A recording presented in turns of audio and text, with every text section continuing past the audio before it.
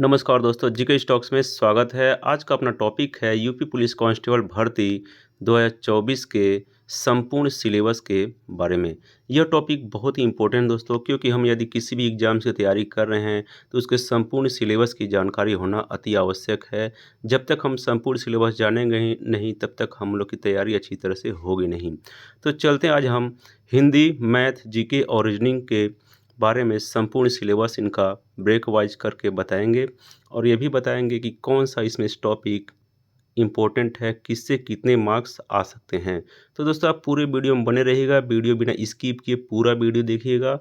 और एक और रिक्वेस्ट दोस्तों, यदि आप इस चैनल पर नए हैं या पहली बार आए हैं तो कृपया अगर इस चैनल को सब्सक्राइब कर लीजिएगा तथा बेल आइकन को दबा दीजिएगा, ताकि जो भी इस टाइप के वीडियो अपलोड होंगे वो सबसे पहले आपको मिलेंगे। तो स्टार्ट करते हैं दोस्तों आज का अपना संपूर्ण syllabus Hindi, math, GK, reasoning, UP police constable exams के रिलेटेड। सबसे पहला है यूपी पुलिस जो एग्ज़ाम होगा, इसका पैटर्न क्या होगा, किस टॉपिक से या किस विषय से कितने मार्क्स और कितने क्वेश्चंस आएंगे। तो सबसे पहले ये देख लेते हैं। तो इसमें है जनरल नॉलेज। जनरल नॉलेज जो पार्ट है इसका, ये है general knowledge. General knowledge part से 38 क्वेश्चंस आएंगे, 38 क्वेश्चंस, और इन 38 क्वेश्चंस पर बनेंगे 76 मार्क्स। तो इसका भी वेटेज अच्छा है। अगला विषय है हिंदी। हिंदी से ये अपना हिंदी विषय से टोटल जो क्वेश्चन बनेंगे वे हैं 34 क्वेश्चन, और इन 34 क्वेश्चंस पर जो टोटल मार्क्स बनेंगे वे हैं 74 मार्क्स हिंदी से आने वाले हैं।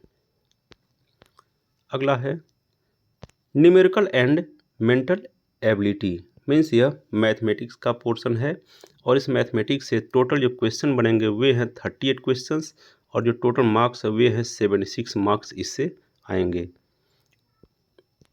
अगला है विषय मेंटल एबिलिटी, दैट मीन्स ये रीजनिंग का टॉपिक है।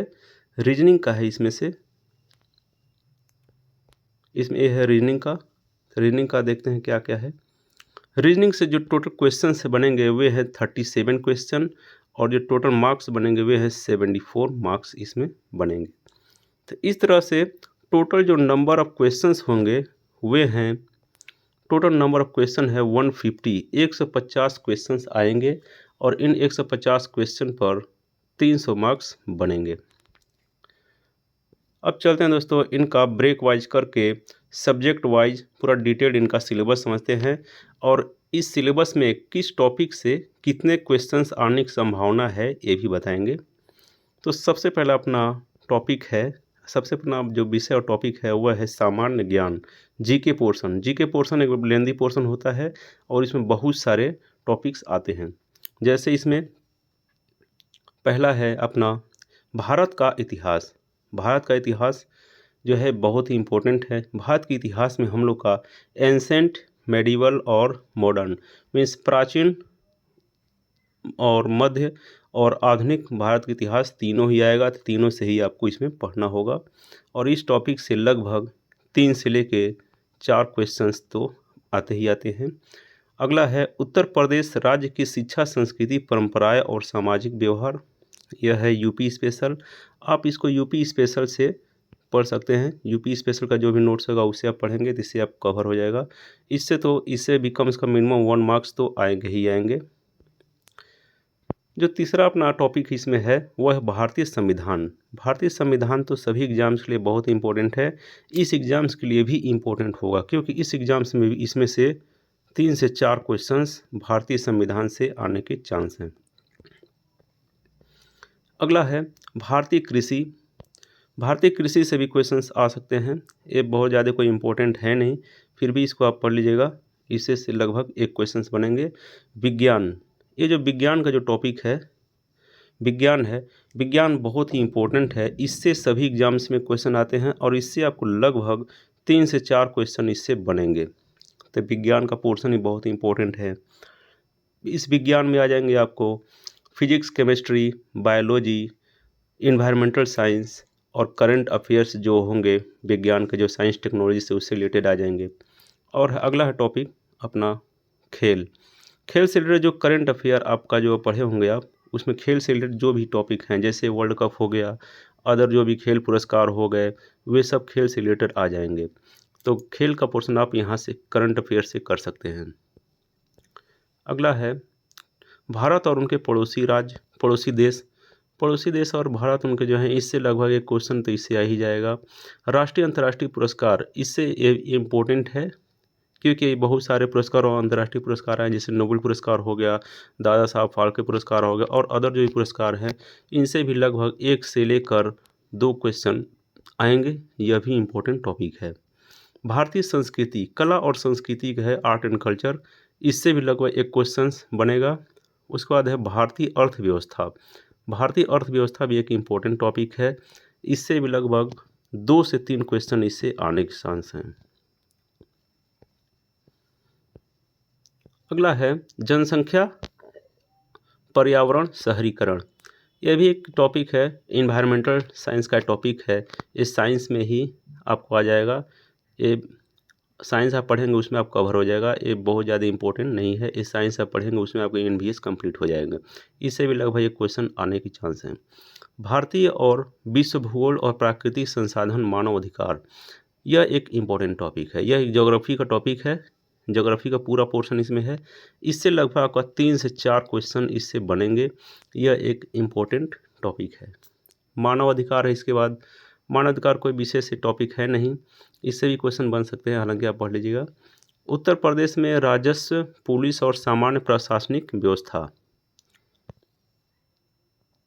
ये भी पुलिस क्योंकि पुलिस डिपार्टमेंट का एग्जाम है, तो यूपी पुलिस से रिलेटेड राजस्व, पुलिस और सामान्य प्रशासनिक व्यवस्था, इससे रिलेटेड क्वेश्चंस 1 या 2 क्वेश्चन इससे आएंगे। उसके बाद है आंतरिक सुरक्षा और आतंकवाद, साइबर क्राइम, विमुद्रीकरण, वस्तु एवं सेवा कर, इनसे भी क्वेश्चन आएंगे, हालांकि बहुत ज़्यादा इंपॉर्टेंट नहीं है, फिर भी इससे क्वेश्चंस आएंगे।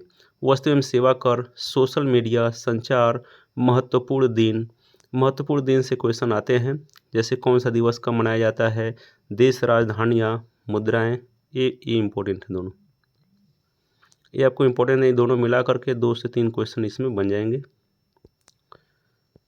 अगला है खोज और अनुसंधान पुस्तक उनके लेखक, खोज अनुसंधान पुस्तक उनके लेखक, ये भी है, इससे भी क्वेश्चन आपको 1 से लेकर 2 क्वेश्चन इससे बनेंगे। इसमें आपको पहले का जो खोज अनुसंधान है या पुस्तक लेखक, उनके बारे में पढ़ सकते हैं, और करंट अफेयर जो लेटेस्ट है उसके बारे में भी आप पढ़ सकते हैं। लेटेस्ट कोई राइटर या अनुसंधान रिसर्च के बारे में वो पढ़ सकते हैं आप करंट अफेयर से।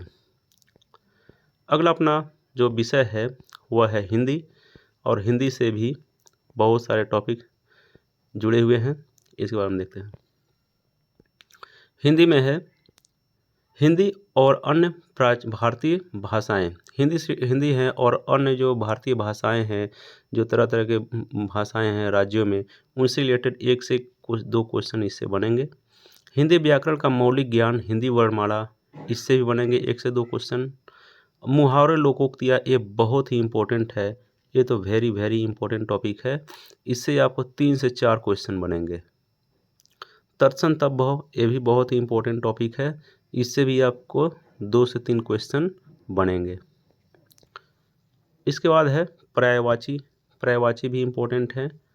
जो आप इम्पोर्टेंट टॉपिक है इसको सिर्फ तैयारी करोगे तो भी आप एग्ज़ाम निकाल लोगे, लेकिन बेहतर होगा आप सारे टॉपिक्स प्रिपेयर करो। पर्यायवाची से भी आपको आ जाएगा, 2 से 3 प्रश्न पर्यायवाची से आएंगे। विलोम भी बहुत ही इम्पोर्टेंट है, इससे आपको 4 से लेकर 5 नंबर के इसमें क्वेश्चन आ जाएंगे। अनेकार्थक शब्द भी इम्पोर्टेंट है, इससे 1 से लेकर 2 क्वेश्चन आएंगे।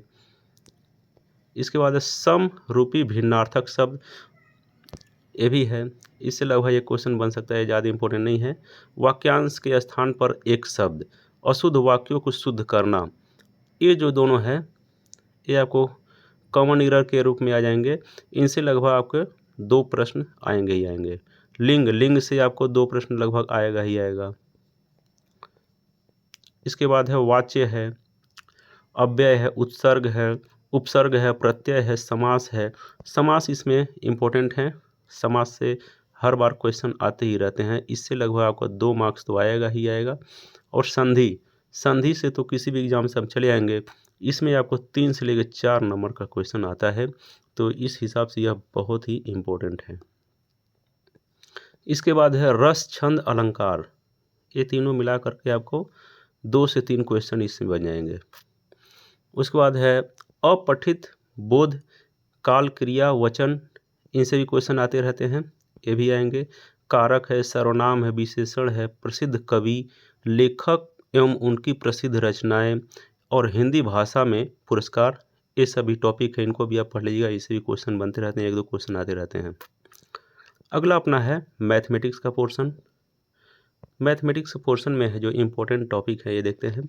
इसमें है संख्या प्रणाली, नंबर सिस्टम। नंबर सिस्टम से हर एग्जाम से लगभग 2 क्वेश्चंस आते ही आते रहते हैं। औसत से भी आपको एक या दो क्वेश्चन आएंगे। प्रतिशत से लगभग आपको 2 क्वेश्चन इससे भी बनेंगे। दशमलव भिन्न, इससे भी लगभग आपको 2 क्वेश्चंस बनेंगे। ये सारे इंपॉर्टेंट टॉपिक हैं। इसके बाद अनुपात और समानुपात, समानुपात, इससे भी लगभग 2 से 3 क्वेश्चन बनेंगे। अनुपात समानुपात से बहुत ही इंपॉर्टेंट है। लाभ, हानि और छूट, इससे भी एटलीस्ट 2 से 3 क्वेश्चन बनेंगे। साधारण चक्रवृद्धि विधि ब्याज, यह भी इंपॉर्टेंट है, इससे भी लगभग 2 क्वेश्चन बनेंगे। तो ये सारे जो मैथ के टॉपिक बताए सारे बहुत ही इंपॉर्टेंट हैं। इसके सिवा और नीचे है समय और काम। समय और काम, वर्क एंड टाइम से हर एग्जाम्स में एटलीस्ट 1 क्वेश्चन तो आता ही रहता है। 1 से लेकर 2 क्वेश्चन इस एग्जाम्स के लिए बनते हैं। इसके बाद टेबल और ग्राफ का उपयोग, ये है टेबल और पाई चार्ट जो आपको आता है, ये तो हर एग्जाम से, इससे आपको 2 से 3 क्वेश्चन इससे आएंगे। यह बहुत इंपॉर्टेंट है। समय और दूरी, इससे भी एक क्वेश्चन आएगा। इसके बाद है क्षेत्रमिति। क्षेत्रमिति से आपको लगभग 4 से लेकर 5 क्वेश्चन तक आने के चांस हैं। अलजेब्रा से भी लगभग 4 से लेकर 5 क्वेश्चंस आएंगे। त्रिकोणमिति से आपको 2 से 3 क्वेश्चन आ सकते हैं। इसके बाद है अंक गणितीय और संगणना विविध आदि, इससे भी आपको एटलीस्ट 1 क्वेश्चन आएगा ही आएगा। तो मैथ का जितने भी टॉपिक बताए सारे बहुत ही इम्पोर्टेंट हैं।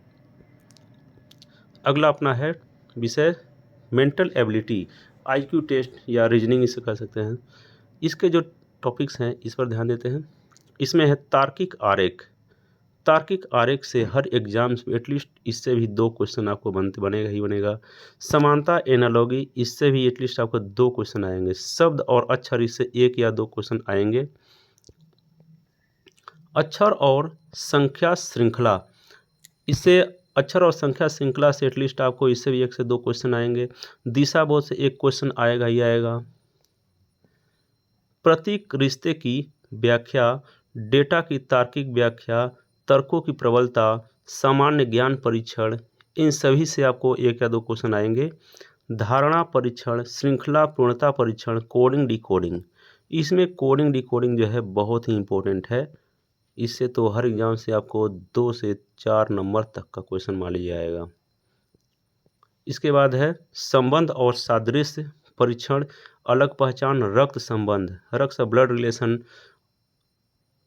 इनसे दोनों से मान लीजिए आपको 1 क्वेश्चन आएगा। इन दोनों से लेकर के 1 क्वेश्चन एटलीस्ट आएंगे। रक्त संबंध से भी एटलीस्ट 1 क्वेश्चन आएगा ही आएगा। अगला है समय अनुक्रम परीक्षण। समय अनुक्रम परीक्षण, इससे भी आएंगे क्वेश्चन। वेन आरेख, वेन आरेख जो है ये बहुत ही इम्पोर्टेंट है, इससे आपको 2 से 3 क्वेश्चन आ सकते हैं। क्रम में व्यवस्थित करना, गणितीय क्षमता परीक्षण, विश्लेषण और निर्णय, विश्लेषण निर्णय से 2 से 3 क्वेश्चन आएंगे। समस्या सुलझाना, इससे भी 1 से 2 क्वेश्चन आ सकता है। संबंध रिलेशन, इससे भी आएगा। मौखिक और आकृति वर्गीकरण, ये जो है ये टॉपिक भी इम्पोर्टेंट है, इससे आपको 2 से 3 प्रश्न आ जाएंगे। अंक गणितीय तर्क, अंक गणितीय संख्या श्रृंखला, इससे भी क्वेश्चन आएंगे। तो ये था दोस्तों आज का अपना full details syllabus UP police constable exams 2024 के संपूर्ण सिलेबस के बारे में हमने देखा। इसमें जो जो आपको टॉपिक बताए हैं ये सारे टॉपिक बहुत ही इम्पोर्टेंट हैं, तो आप इनको इस टॉपिक जो बताया इसी टॉपिक को आप तैयारी करेंगे तो भी आपके एग्ज़ाम्स निकल जाएंगे। वैसे आप बेहतर होगा आप सारे टॉपिक्स अच्छी तरह से तैयारी करेंगे तो और अच्छी बात रहेगी। इसमें आपको अच्छे रिजल्ट्स आएंगे और आपको मेरिट में हेल्प मिलेगा। तो दोस्तों वीडियो अच्छी लगी हो तो आप इस चैनल को सब्सक्राइब करिएगा तथा इस वीडियो को लाइक करिएगा और अपने मित्रों के पास शेयर जरूर करिएगा। तो thanks for watching friends, like share and subscribe my channel GK stocks. जय हिंद।